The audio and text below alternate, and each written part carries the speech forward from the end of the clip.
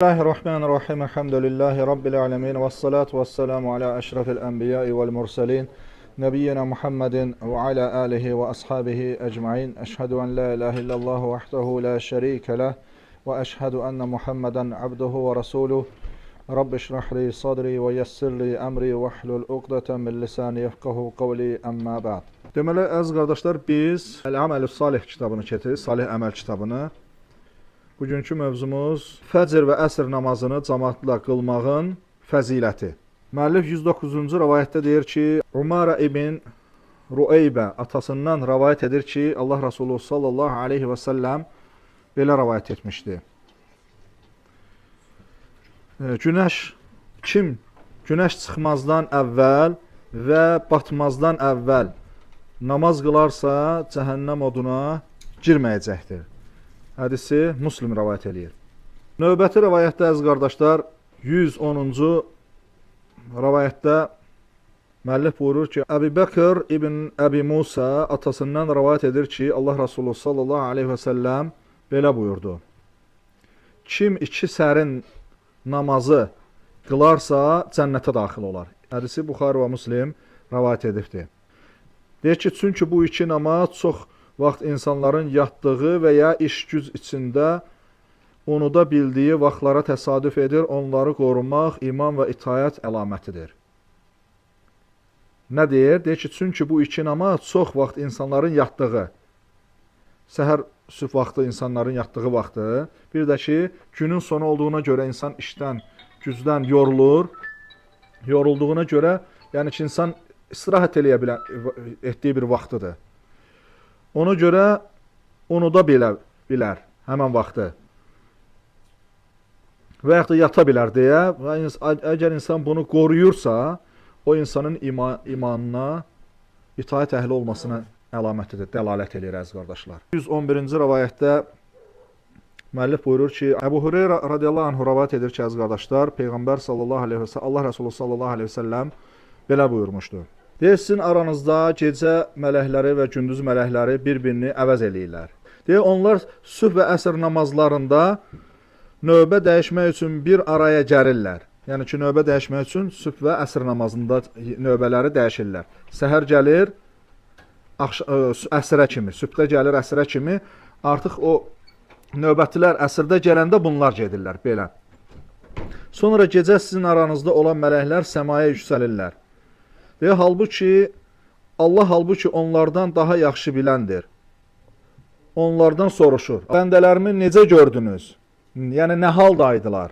Onlar, yəni mələklər, onları yer üzündə namaz qılarkən tərk etdik və yanlarında namaz qılarkən gəldik. Yəni ki, deyir bu hədis göstərir ki, mələklər insanların əməllərini yazmaq üçün növbə ilə gəlirlər, gündüz və gecə mələkləri. Deyir, bu iki namazın qorunması çox əhəmiyyətlidir, çünki mələklər Allaha hesabat verərkən insanı namaz salonunda görsələr, bu bəndə üçün böyük şərəfdir.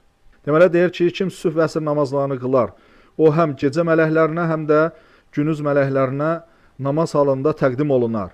Bu isə Allahın razılığına və bağışlamasına səbəb olan böyük bir nemətdir.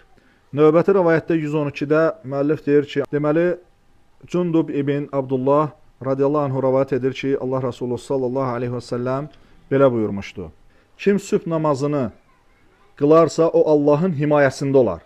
Kim sübh namazını qılarsa, o Allahın himayəsində olar. Odur ki, Allahın himayəsində olan bir kimsəyə qarşı çıxmayın. Hədis çox təhdid edici, şiddətli bir hədisdir, əziz qardaşlar. Deyir ki, odur ki, Allahın himayəsində olan bir kimsəyə qarşı çıxmayın. Əgər ona zərər verməyə cəhd etsəniz, Allah onu öz himayəsində olana sizin əlinizdən alarsa, sizi cəhənnəm ateşinə atar, deyir. Hədisi Müslim rəvayət edir. Hədisi bir daha oxuyuram. Deyir, kim sübh namazını qılırsa, o Allahın himayəsində olur, zimməti altında olur, himayəsində, zəmanətində olur. Deyir ki, odur ki, Allahın himayəsində olan bir kimsəyə qarşı çıxmayın. Niyə? Peyğəmbər sallallahu aleyhi və səlləm buyurur ki, əgər ona zərər verməyə cəhd etsəniz, Allah onu öz himayəsində olanı, yəni, sizin əlinizdən alarsa, sizi cəhənnəm ateşinə atar, deyir. Hədisi Müslim rəvayət edir. Sonra növbəti rəvayətdə, əziz qardaşlar, müəllif buyurur ki, Cündub ibn Abdullah radiyallahu anhu rəvayət edir ki, Peyğəmbər sallallahu aleyhi ve sellem belə buyurmuşdu. Kim sübh namazını qılarsa, o Allahın himayəsində olar. Kim sübh namazını qılarsa, deyir ki, o Allahın himayəsində olar. Elə isə deyir ki, Allahın himayəsində olana qarşı siz Allahın zaminliyində olan birinə xəyanət etməyin deyir. Xəyanət etməyin bildirir Peyğəmbər sallallahu əleyhi və səlləm. 114-cü rivayətdə müəllif buyurur ki, İbn Ömər radiyallahu anhuma rivayət edir ki, Allah Resulü sallallahu əleyhi və səlləm belə buyurmuşdu. Həqiqətən də namazlar içərisində Allah yanında ən əfsəl namaz cümə günü cemaatla qılınan sübh namazıdır. Deməli deyir ki, cümə gününün sübh namazı xüsusilə cemaatla qılındıqda Allah yanında ən fəzilətli namazlardan birisidir. Bu vaxtda qılınan namaz həm sübh namazının ümumi savabı, həm də cümə gününün xüsusi fəzilətini birləşdirir. Sələflərin də çox gözəl sözü var ki, cümə günü sübh namazında olanlar, sübh namazını cümə günü məsciddə qılanlar, cemaatla qılanlar Allahın xüsusi seçilmiş bəndələridir, qullarıdır əziz qardaşlar. Deyir, çünki çoxları o vaxt yatdığı üçün bu ibadəti yerinə yetirmək çətin olur. Amma o qədər dəyərlidir ki, Allah yanında ən üstün namaz sayılır. Növbəti rivayətdə əziz qardaşlar, müəllif buyurur ki, 115-də Əbu Basra Əl-Ğifari radiyallahu anh rivayət edir ki, Allah Resulü sallallahu aleyhi və səlləm belə buyurdu. Bu namaz sizdən əvvəlkilərə təqdim olundu. Lakin onlar onu zay etdilər. Kim bu namazı qoruyarsa, 2 qat mükafat veriləcək ona. Bu namazdan sonra şahid doğana qədər başqa bir namaz yoxdur, deyir Peyğəmbər sallallahu əleyhi və səlləm. Hədisi Müslim rivayət eləyibdir. Deməli, hədisin əziz qardaşlar tam forması belədir ki, Müslimdə gələn. Müəllif burada, yəni ki, qısa belə deyibdir. Deyir, hədisin tam forması budur ki, sahabə deyir ki, Əbu Basra radiyallahu anh deyir ki, Peyğəmbər Allah Resulü sallallahu əleyhi və səlləm bizimlə əsr namazını Muhamməs adlı yerdə qıldırdı. Muhamməs yer adıdır. Orada Peyğəmbər sallallahu əleyhi və səlləm onlara əsr namazını qılır. Sonra üzünü cemaata çevirib buyurur. Bu namaz əsr namazı sizdən əvvəlki ümmətlərə, qövmlərə ərz edildi, təqdim olundu. Lakin onlar onu zay etdilər. Kim bu namazı qoruyarsa, yəni qoruyarsa, vaxtında davamlı qılarsa, ona 2 qat mükafat veriləcək. Bu namazdan sonra, yəni əsr namazından sonra şahid doğana kimi, şahid burada, yəni ulduz görünənə qədər, gün batana qədər başqa bir namaz yoxdur deyir. Şahid yəni ki, yəni deyir ki, nə deməkdir? Ulduz. Ulduz görünənə kimi deyir ki, başqa bir namaz yoxdur Peyğəmbər sallallahu əleyhi və səlləm. Deməli, əziz qardaşlar, deyir ki, əsr namazı Quranda da vurğulanan çox dəyərli bir ibadətdir. Allah Teala Bəqərə surəsi 238-ci ayədə buyurur ki, namazlara, xüsusilə orta namaza riayət eləyin. Namazlara. Birinci nə deyir Allah Teala? Namazlara, sonra xüsusilə də, yəni bütün namazlara Allah Teala riayət olunmasını, vaxtında, doğru düzgün, davamlı şəkildə qılınmasını buyurur. Sonra deyir ki, xüsusilə də orta namaza diqqət eləyin deyir. Yəni bu namazların içərisində, 5 namazın içərisində xüsusilə orta namazı qılmağa riayət eləyin Allah Teala deyir. Bəqərə 238-də.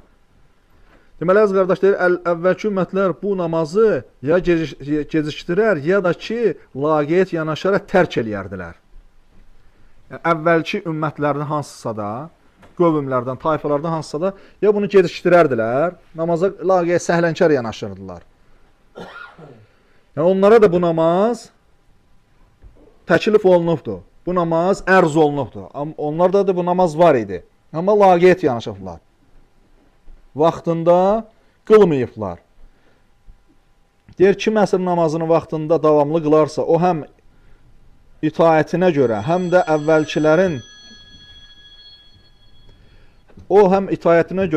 əvvəlkilərin tərk etdiyi bir əməldə sabit qaldığı üçün savab alacaqdır. Savabın nədir, əziz qardaş? Alimlər izah eləyirlər ki, buradakı hikməti, səbəbi nədir? Hikməti nədir? odur ki, deyir, həm itayətinə görə, həm əvvəlkilərin tərk etdiyin bir əməldə sabit qaldığına görə 2 qat savab qazanır. Yəni sən belə desək, başqa bir sözlə, həm sən bu namazı qıldığına görə, həmçində əvvəlkilər tərk eləyibdir, sən buna davamiyyət göstərdin, qoruduğuna görə, vaxtında qıldığına görə, laqeyə səhlənkar yanaşmadığına görə. Vaxtında qılırsan, gecikdirmirsən və biz də bilirik ki, başqa dərslərdən də keçdiyimiz kimi bütün 5 namazların əsrdən başqa 3 vaxtı var. Əsr namazının 3 yox, 2 vaxtı var. Hətta Peyğəmbər sallallahu əleyhi və səlləm əsr vaxtını axırında saxlayıb qılanın münafiqin namazı adlandırıbdır. Bütün namazların, zöhr olsun, məğribdir, işadır, sübh namazının, yəni o hansı ki girəndən çıxana kimi o namazı, yəni 3 yerə bölmək olar. Əvvəl vaxtı, fəzilətli vaxtı, orta vaxtı və axır vaxtı. Əsrdə əvvəl var, orta var, axırı yoxdur. Axırı yoxdur. Bəli, kim yatıb qalarsa, yenə ki, əvvəl qeyd elədim ki, namazını qılır. Unudarsa namazını qılır. Buna görə deyir ki, günah qazanmır insan. Bu qəsdə görə deyil, qəsdini eləməyibdir. Amma əsr namazını insan axıra saxlaması münafiqin namazıdır, olmaz belə etmək. Və Allah təala görürsüz, Bəqərə surəsində namazları qorumağı bizə riayət etməyə əmr eləyir, xüsusilə də əsr namazını bizə xüsusi qeydlə bildirən qardaşlar. Və əvvəlki ümmətlərə də bu təqdim olundu. Bu əvvəlki ümmətlər də bu namaza laqeyə səhlənkar yanaşırdılar. Və Peyğəmbər sallallahu əleyhi və səlləm buyurur ki, kim bunu qoruyarsa, nədir? 2 qat savab qazanır. Yəni əsr namazına görə insan başqa namazlardan fərqli olaraq 2 qat savab qazanır. Elə bir ki, bir namazı 2 qat savabını qazanır. Ona görə deyirik ki, bir qism alimlər, xüsusən də İbn Hüseyn rahimehullahdan qeyd elədik ki, İbn Hüseyn rahimehullah namazların əhəmiyyəti barəsində, namazlar barəsində danışanda əsr namazını gündəlik qılınan 5 namazların içərisində fəzilət baxımından digərlərindən ən üstün oldu, birinci üst zirvədə olduğunu qeyd eləyirdi. Elə bu dəlillərdən də əziz qardaşlar, həm oxuduğumuz ayədir, həmçinin də elə bu hədisin özü və başqa hədislər də var. Necə ki, az əvvəl qısa qeyd elədim ki, Peyğəmbər sallallahu əleyhi və səlləm hədisində buyurur ki, "Mən taraka salatal asri habita amaluhu." Kim əsr namazını tərk eləyərsə, yəni qılmazsa, bəzi insanlar, tayfalar var axı, toplu axşam qılarsan. Yəni işinlə məşğul ol, yəni ki, oturmuşuq da söhbət eləyirik, yəni bir dənə vaxt görüşəcək. Yəni ki, 5 dəqiqə qıraat çəkilməklə insan nə olur ki? Ona görə yəni ki, tərk eləyərsə o gün ərzində etdiyi bütün yaxşılıqlar, savablar gedir, sıfırlanır belə desək. Üstəgəldə bu namazı tərk elədiyinə görə gün ərzində ən böyük günah qazanır. Gün ərzində etdiyi ən böyük günah nə olur? Namazı tərk elədiyi və gün ərzində etdiyi bütün yaxşılıqlar da heç olur, sıfır. Həm sıfır olursa, üstəgəl də o yeri də nə tutur? Ən böyük günah tutur. Ən böyük günah tutur.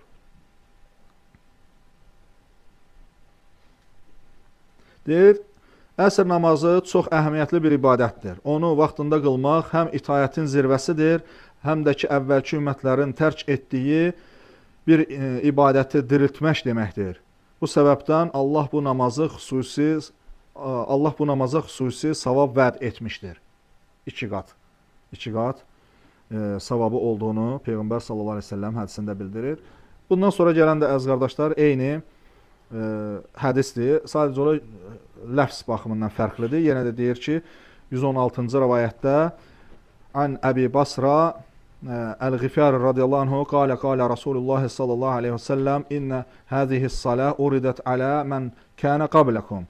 Həqiqətən bu namaz sizdən əvvəlkilərə ərz olundu, təqdim olundu. Fədayyəuhə və tərəkuhə. Burada əlavə nədir? Tərəkuhə. Deyir ki, onu zay elədilər, onu tərk elədilər. Fəmən salləhə minkum. Deyir, sizdən kim onu qılarsa, o namazı, kənə ləhu əcruhə də'feyni. Əvvəlkində mərrateyni deyir, 2 qat. Burada da də'feyni deyir. Yəni ki, eyni mənanı, əziz qardaşın, ərəb dilində mərrateyn deyir, burada isə də'feyn deyir. Yəni 2 namazın savabını, burada da 2 qat namazın savabını qazanmış ola deyir. Və lə salətə ba'dəhə həttə yura əş-şahidu. Deyir ki, bundan sonra da şahid, yəni ulduz görünənə kimi namaz yoxdur. Biz bu barədə danışmışıq ki, yəni sübh namazından sonra da, əsr namazından sonra da, növbəti namaz gələnə kimi və yaxud da sübhdən sonra gün çıxana kimi və əsr namazından sonra da gün batana məğrib vaxtına kimi heç bir nafilə namaz qılınmır. İndi burada da istisnaları biz qeyd eləmişik ki, insan dəstəmaz namazı kimi, məscidə girmək namazı kimi bu istisna var hədislərə baxanda. Amma yalnız insan ürəyindən, könlündən keçsə, namaz qılmağı çalışsın, bu vaxtı qılmasın. Çünki qadağadır. İnsan zöhrdən sonra qıla bilər, məğribdən sonra qıla bilər istədiyi qədər namazı, işadan sonra istədiyi qədər namazı qıla bilər, bəli, qıla bilər. Amma əsrdən sonra və sübhdən gün çıxana kimi çalışıb o məkruh vaxtı olduğuna görə bu vaxtlarda namazları, nafilə namazları səbəbsiz, heç bir səbəbsiz nafilə namazları qılmasın. Yəni başqa bir tərəfdən də biz keçmişik ki, Peyğəmbər sallallahu əleyhi və səlləm deyir ki, Adəm övladının əməlləri içərisində əməl etdiyi əməllərin içərisində ən üstünü nədir? Namazdır. Və kim bacarırsa onu çoxlu qılsın. Və insan da istəyir ki, Allah müvəffəq eləyibdir, qapı açıbdır, bu rəhmət qapısını açıbdır, istəyir çoxlu qılsın. Başqa mənasız işlərlə məşğul olmaqdansa da, sosial şəbəkələrdə lazımsız şeylərlə məşğul olmaqdansa da, Quran oxumaq, namaz qılmaq daha üstündür.